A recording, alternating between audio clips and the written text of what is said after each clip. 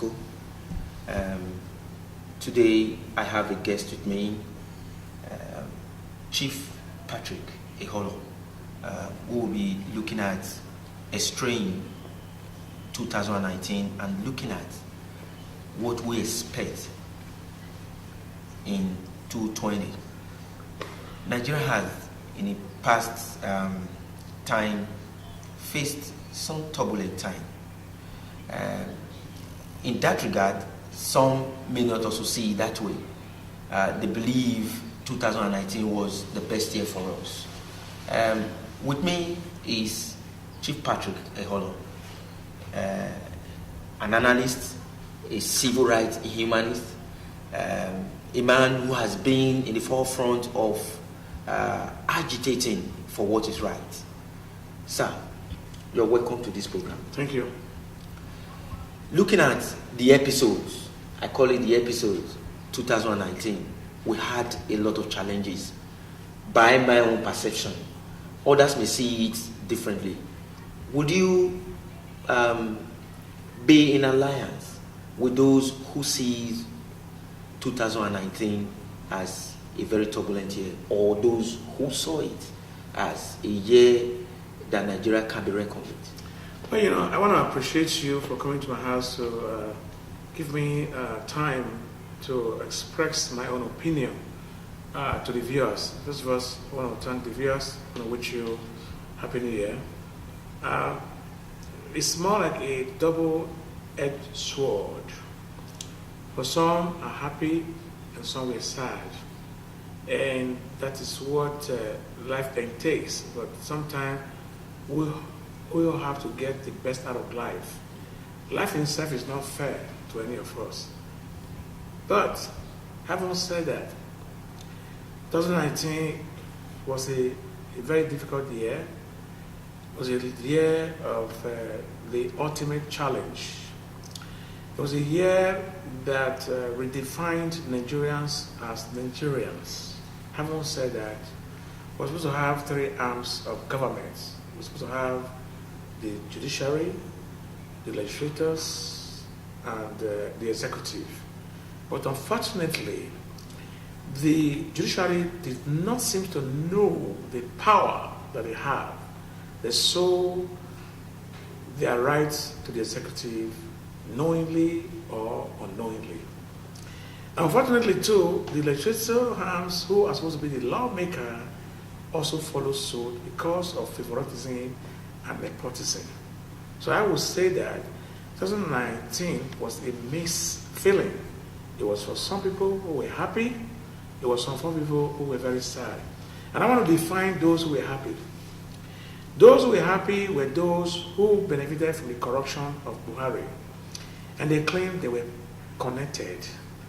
And those who were crying, who were bereaved, were those who were fighting corruption, who did not benefit from corruption. So again, it becomes a double-edged sword. In Nigeria scenario, when you are very corrupt, very, very corrupt, you use the word, I am connected. And when you are not corrupt and you are fighting them, use the word corruption. That is why I said it was a double-edged sword. Double-edged sword, he said. Sir, the word double-edged has a lot of intuition. Do we actually see Nigeria as a double-edged sword, like you claim? First, let us look at it from the concept of governance. Nigeria as a nation, Nigeria in politics, Nigeria in all diversity. Security-wise, we fell short of what the commoners expected of leaders. Sir, are you saying that the expectations of the commoners were ridiculed because governors were not able to meet up? I was one of the people, I give myself that credit, and Falana and with other great people who fought for Showere. I don't know him as a person. I follow him when the Sahara Reporter were founded, and also to I'm also a man of the media. I also have my own media house, media maker, What I'm saying is that when I say Nigeria is a double-edged sword is that Nigeria as a country, it would not surprise you. They were credit given to late Obafemi Awolowo. But when I did my research, I know that it didn't even come from Obafemi Awolowo, but he did use it as an expression that Nigeria is mere geographical expression. So that means that there's no word like Nigeria, because Nigeria was into forced marriage. The amalgamation of Nigeria, if you look at it properly, was not truly spelled out or defined. Because in order to have what you call a constitution, or what you have to have what you call a referendum, is collective. It means that everybody will be a partaker. Everybody's voice will be heard. So in this case, most Nigerian voices were not being heard when the constitution was being drafted. And the military did not also do a good when most of this constitution were drafted, because they thought that when they leave the military, they drop their uniform, they will come back dressed as a civilian to continue their atrocity. God forbid it didn't work, because the work was evolving and the work were getting to know that there must be a civilized change. And that's why we are trapped with the constitution of Nigeria today. First of all, let me quickly say something. How fair do you think it is when you will give unquestionable money to any governor of our state, call it security votes? It's preposterous and it's ridiculous. Because what you are giving to one governor, for example, in my state, 550 million or 600 million every month, that can create a lot of employment for our army of soldiers that we have built today that are unemployable because of today's circumstances. A nation without education is a blind nation. So I say things without apology when I say that Nigeria had what they call a double-edged sword. This is a country where you don't have the middle people. You have the rich or the extremely rich or the extremely poor. For any nation to grow and survive, you must have a middle class. So it is not news to you that if we are saying that there are certain things in 2019 that was not favorable to us as Nigeria, is the continuous disrespect and disobedience of President Muhammadu Buhari not to respect the judiciary, because a lot of people were granted bail. For example, the sanctuary of the court were invaded by DSSS. For example, the Islamic cleric was arrested, Zakari, even when he was given bail. For example, Sambo Dasuki, it doesn't matter what sort of allegation that had been alleged that he has been committed. When the third section of the three arms of government has given its own verdict, I think honestly Buhari ought to have respected and allowed them to have their freedom so they can go to court and answer whatever charges that was before them. And I think that is good governance. And I may also say something very categorically, that I've always respected our President Muhammadu Buhari. I voted for him, and I think that he's a man of repute and intelligent. And I also think that if he did not steal when he was young, and I don't think he has any reason again to steal when he's over 70-something years. And I pray for his long life. I pray for him and his family. I also pray that the wisdom of King Solomon will not depart from him, but he can do the needful for Nigeria. Nigeria is a great country. What we need in Nigeria is talk the talk and walk the walk. Because Muhammadu Buhari said to us that if corruption, we don't kill corruption, corruption will kill us. But I see that he's trying very little, but I expect to do more, because I say he's trying because Oji Kalu has been sentenced to jail, who thought that he's bigger than Nigeria. I also see that the likes of Ibori was convicted in London because the judiciary compromised in Nigeria to say that 174 cases that he has no case to answer. So I want to speak to the Nigerians, I want to speak to Buhari, that you will remember for what you do today, and also you remember for what you choose not to do. You have tried your best, but we as Nigeria who need change are also very anxiously waiting to remind you that the change we are getting so far is not good enough for us. Yes, the change we've gotten so far is not good for us.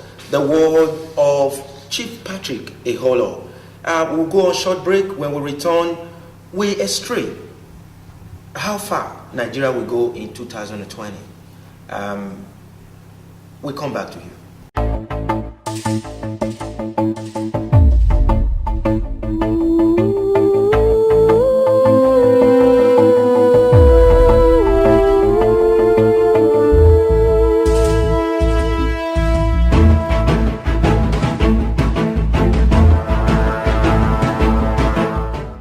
My name is Eben, Enasco. We have been talking about Nigeria in the year 2019. We're also going to look at our expectations for 2020. Still with me is the Patriot, Chief Patrick Osagie. He has been talking about what he expected the president to have done in the year 2019. Here we are in 2020. We expect more from the president. That has been his agitation. He said, the president has been a man with integrity, but for the commoners, not until the dividend of democracy gets to you, you will not be able to pull strings that a president actually means well for a country, man. This is where we are. Sir, are we expecting anything a lot more better than he has done? Well, you know, I think this is his last tenure, and there were speculations that he needed third term. And he has come out as a gentleman that he has always been, that he has no interest in third term. And it means that for certain things he was unable to do before now, I think if he takes the courage, history will remember him for good. But I also want to say that in the area of federal character, our president have not done us well there. Because when you say federal character, it means that we are going to choose every person who is a technocrat from the geographical locations of Nigeria. And I see that the people who are heading the affairs of this country are centered to the Northerners. I don't have any problem with that. My best friends are Northerners. You cannot have the chief of army staff as a Northerner, custom as a Northerner, immigration as a Northerner, DSS as a Northerner, EFCC as a Northerner, and what have you, you know. The North is not the owner of Nigeria. Nigeria belongs to all of us all. Without me, there is no Nigeria. I'm an Idoman. And we're not talking about pride or superiority, but if we are going to do that, I can tell you that I am not a racist, but I'm not superior than any being because I'm a Nubian, a natural born. I was born into the cradle of civilization from the Benin Empire. We only have two empires in the world, the British Empire and the Benin monarchy and the Benin Empire. It could also interest you that we also have two cities in the world, New York City and Benin City. I'm just going to tell you the greatness of where I was born, and I'm proud of that, okay?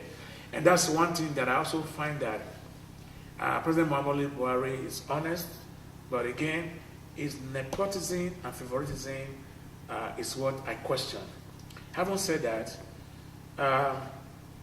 even going back from the presidency to the Edo State governor, my friend, my brother, Godwin Obase Obaseki, you see, these people could have done a lot better for us as a president or as a governor.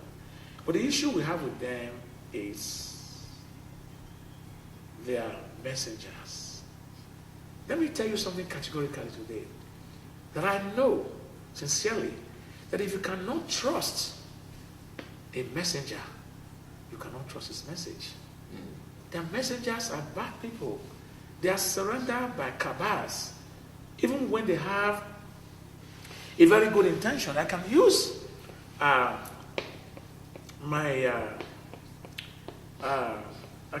my dear Cindy as an example. When I am worst time and she sit me down and talk to me, she will say, Patrick, I'm helpless. I said, why? He said, but I talk to you, and before I walk away upstairs, you have 1,000 people again giving you some vomit in your plate. So I alone cannot fight 1,000 people. And that's where you have the likes of Governor Obaseki, you have the likes of President Muhammadu Buhari. Even when they are trying their best, we feel that their best is not doing good enough because they have messengers that we cannot trust their message. And that's why we're having these challenges. So I'm saying that if we want to make a change, a severe change, we must build more prisons. We must reduce the money that we are budgeting in servicing the senators, members of House of Assembly, otherwise, and put that money into judiciary. Let the judiciary have their autonomous power. Let them have their own budget so that the executive cannot decide for the judiciary what to do or what not to do. Let them put that money into education.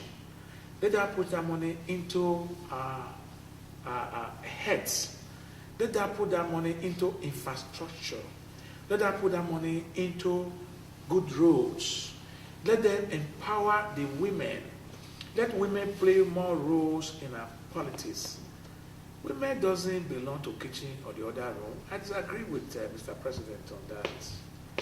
You know, when you go to Rwanda today, even after their genocide, you say no to corruption and you say yes to investments. So if we're able to bring women more into politics, we're able to go out there and educate people that your life is your rights. Your ballot is your gunpowder. This will change. We don't need to recruit people to maim and kill when it's the eve of politics. We must go beyond that.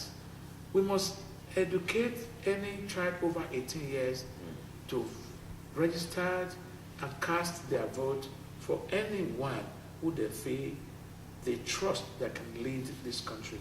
And we must also encourage independent candidacy where Eben can come out, I want to become a president or a member of House Assembly without having any political platform. Yeah. And we must also go back to the groundnut pyramid in the north, where we don't rely on oil, because the oil is depreciating. There are signs now that have come out that build the solar, where you can have a little bus that can cover the whole of Edo State. So very soon, if Nigeria do not have other streams of income, Nigeria will start to drink their oil. I'm afraid, I'm worried over them. And also too, we should go beyond looking at men as institution. We should have a viable institution, a respectable institution. We should be looking at the national chairman of APC as an institution. We should be looking at the national chairman of PDP as an institution. We should be looking at the head of immigration as an institution. We should be looking at the custom head as an institution. You know, just to buttress what I'm saying, I was coming to Benin one day with my Lexus, and the customer stopped me, asking me for my particulars. That is ridiculous. When you clear your car from the wharf, it ends there. I hope this interview will not be altered, that everything I say there is my own opinion. If anybody wants to arrest me for my belief, they can come and find me. Please do not alter what I'm saying. When they arrested me, I said, for what reason? He said, we want to see a particular, we think your documents or your car might have been compromised when you clear your car. That's an institution failure. The custom should be retrained that when you clear car, you're in the street, they have no right to check your particulars. You have road safety. Nothing is safe in a road. They stay in where there are potholes to harass women and collect money from people. What is safe in our roads? What is safe? You have police that are supposed to police the people. They look for a pothole and extort money from you. And that's why I came out with something called, we must stop extrajudicial killing. We must ask police, why are you stopping me? And why do you want to search my car? We must, we have a right. We police the police. We police the police. Because the police are being paid with our taxpayers' money. But again, there are two sides to the story. Nigeria government should be ashamed, without any apology, how they have treated the police. The police have not been treated fairly. Money has been budgeted for the police. The police have no vehicle to patrol. The police have to hustle to buy their fuel. The police wear slippers. It's an insult to this nation. The police doesn't have a bulletproof. They don't have gun. The armed robbers and the kidnappers are more sophisticated than the police. Baba Buhari. Wake up! Ministry of whatever you call yourself, police affairs. Wake up and police and protect your police. The police are angry. What the police are doing to the social killing is what they call a transfer of aggression. If you don't have love, can you give? You only give what you have. Even this interview is 1 hour, I will pay for it. Document it. Let people know.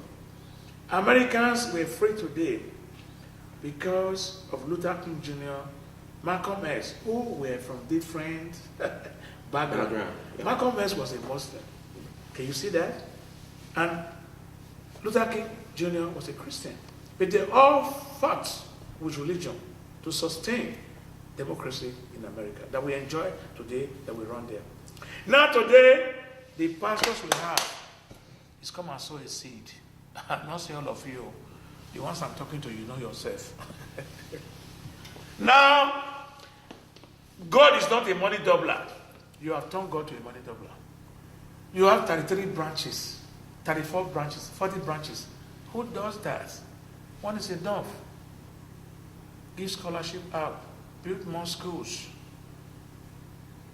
Say something is not right if the government is not doing right. Denounce it. Let the women know that if they are coming with their offering, not all women, though, I'm talking about those ones who think that when they go after midnight, that their sins are forgiven. See, God is a righteous God. Doesn't take women money who are fornicating. He doesn't take men money who are kidnappers or armed robbers or whatever. Again, I'm not speaking as a perfect person. I'm speaking this as my own opinion. Israel is a great country. We should invest more money in agriculture. The richest people in America are people who are farmers. God bless us with our land. Nigerians are not criminals. Nigerians are not lazy. Nigerians go out of their way because they were not accommodated by the government. Nigeria doesn't have any need to go into Mediterranean Sea, to Libya, and do all things they are doing. Nigeria doesn't have a need to go to prostitution. We are proud people. We are the Nubians. We sleep with people with love. We love because we want to love. We don't despise people. We don't hate. Hate is not in our dictionary. We should elect people who will represent us properly. We should emulate the prime or the president of Rwanda, who shut down churches and Muslims. Sorry, not Muslims, or mosque, rather, to say my apology to that. We should have to give license to genuine pastors and genuine Muslim clerics who preach for the fear of Muhammad, who preach for togetherness, unity, love of Christians, believe in the doctrine of Jesus Christ. Not these horizontal pastors and horizontal imam. No apology. Go ahead. Yes, sir. We will have to narrow our discussion, sir, to the state of domicile. Edo State will be going into gubernatorial race this year.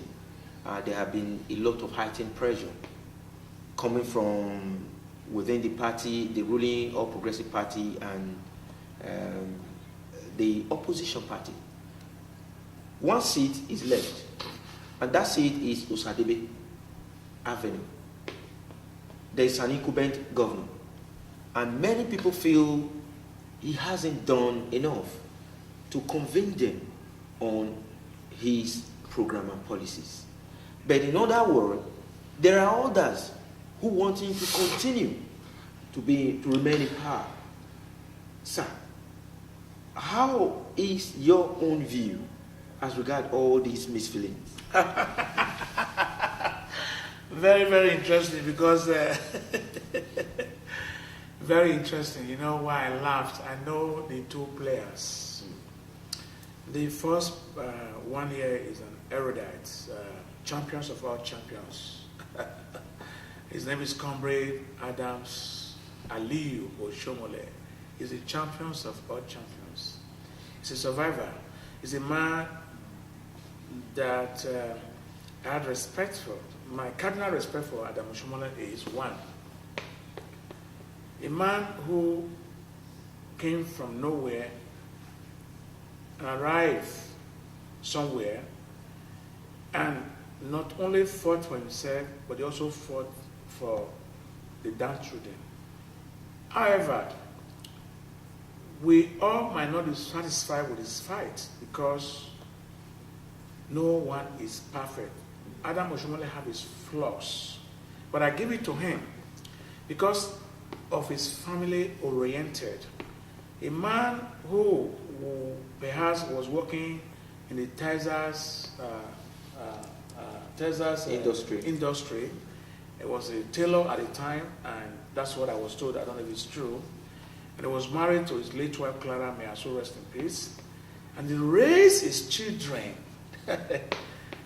not only to become an ordinary citizen, to become a super ordinary citizen. I doff my heart for you. I don't care about your flaws. Oshomole have produced a doctor. He has produced an engineer. He has reached his milestone. Oshomole for me is a mother touch. But I pray and I hope that as God extends his life, he should try and gather a house, that the house will not collapse. Oshomole were one of the people who fought Godfatherism, and we were one of the people who supported him to fight Godfatherism.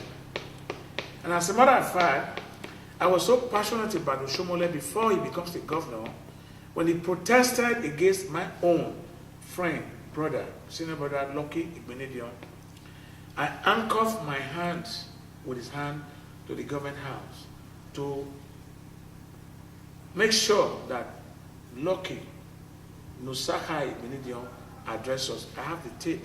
For everything I tell you, you can go and check it out. Okay? I never knew he was going to be a governor. And when Adam Oshomole was aspiring to become a governor, he came to this very living room there you are sitting. This is camera. You can deny it or accept it, to ask for my support, which I gladly give to him. And I helped him, and I fought with him tooth and nail. And I was the person that introduced one man, one vote. But because Oshomole is smart and intelligent, he added more to my spicy to say one papa, one mama, one Alaji, one Christian. And that's how the one man, one vote come to play. Having said that, I also know Godwin, Noah said, Obaseki as a technocrat, as a gentleman, as a shy man. But I've also told you before now that if you cannot trust a messenger, you cannot trust his message. I don't dislike Obaseki. I love him from a distance. But my issue with him is that you cannot bite rather the figure that fed you. And the same thing is applicable to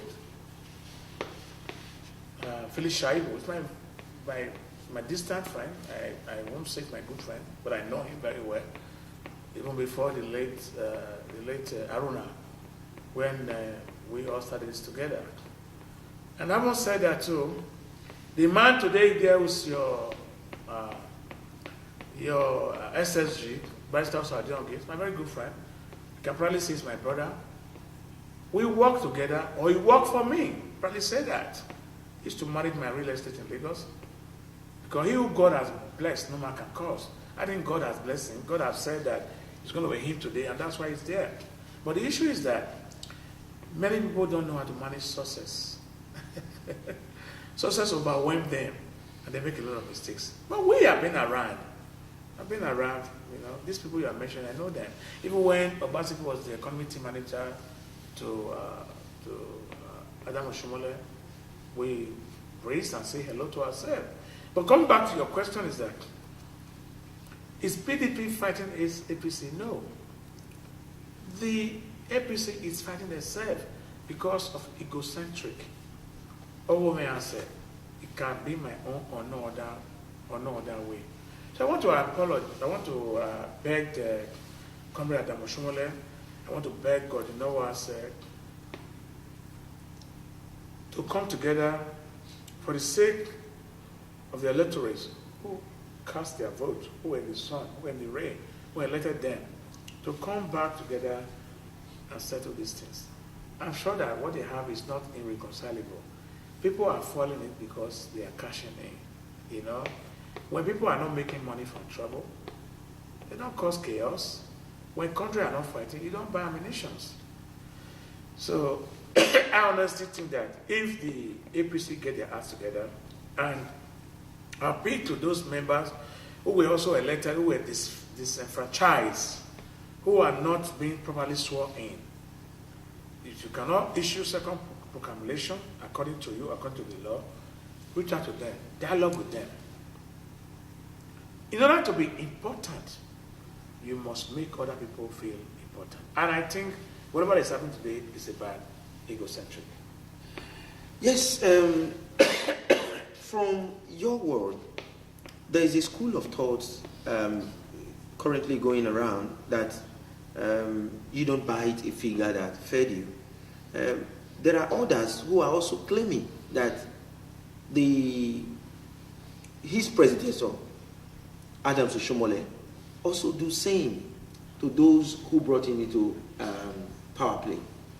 Are we looking at this as nemesis? Okay, you see, I don't want to call it nemesis. I would refer to it as a boomerang. Boomerang is when you have a football in your hand, you hit it to the wall, it bounces back to you. I think whatever that happened is a boomerang because there were other people who would have succeeded Adam Oshomole, especially Honorable Pius Odubo, who was his deputy, who were loyal to him, fought to him. And for some reason that is best known to Adam Oshomole, he chose Godwin Obaseki because he was his economy team manager at then. I don't know. But I also do not want to believe that it's nemesis.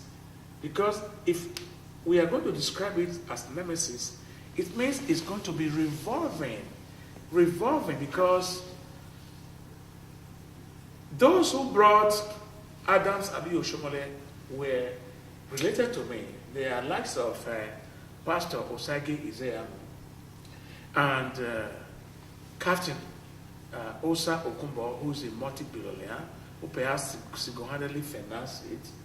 My father, my mentor, Chief Gabriel Osawari, they were all part of people who brought Adam Oshomole in because he was a unionist. He was labor leader, where educated and orator were respected, and they believed in him that he would deliver. But unfortunately, Joker has an ugly face. And things never go the way they are anticipated it.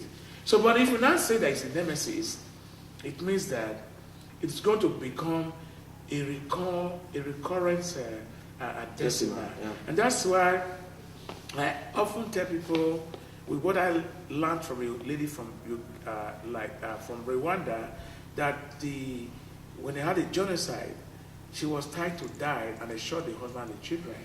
And after the war was over, they were through reconciliation. And she was asked, when they were reconciliation section, what do you want us to do with the man that killed your husband and your children? Don't you want to seek justice? And she looked right into the cameraman, and God dwelled in her. And she said to the cameraman and to the audience, multitude audience, and said, no, I am not seeking for justice. I'm seeking for forgiveness. I forgive you that murdered my husband. I forgive you that murdered my entire family. They will find peace, and I will find peace. So if we are all seeking for revenge, we are seeking for justice, we will never get justice, because justice itself is blind. Because the judiciary today we have in Nigeria is pay as you go. How do we get justice? And when Osagie and comrade Adam Oshomole is fighting, who suffer is the grass. Osagie is still getting his 550 million every month as security votes, and yet people are being kidnapped, and yet market is being bound. Oshomole is still getting money from left and right for his retirement. Who is suffering? It's we, the masses, that is suffering. So we want to beg them that they started this fire. Please, comrade Oshomole, Adams Oshomole, my friend, my father, my brother, Noria said, Godry, my friend, please, if you can't get ambulance to quench this fire, let all of us go to market, get jerry cans and go to Ogba River, get water to quench the fire that you people have lightened up, so that the fire will not consume us. Yes, the fire will not consume us.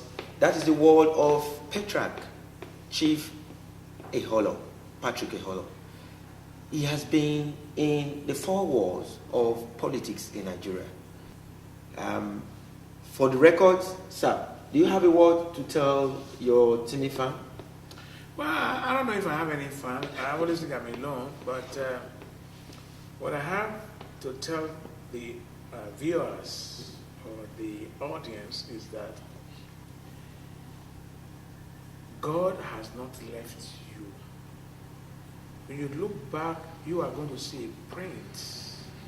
And when you see those prints, you thought they were your prints. They are not your prints. They are God's prints, that He is still with you. You must believe in God that believes in you. You must not let the clerics or the pastors of today who are seeking miracle deceive you. God gave you your knees for the purpose of prayer and worshiping. I believe that we have a better future for Nigeria. We must shun corruption, we must kill corruption and stop killing Nigerians. Happy New Year. He has been at the forefront of agitating for good governance. Today, he has also spoken, and he is saying reconciliation is necessary. To move this state forward, all must come together to build one common ground, and that is exactly what he is agitating. On that note, we draw the curtains of this episode. Until then, have a goodbye. Thank you.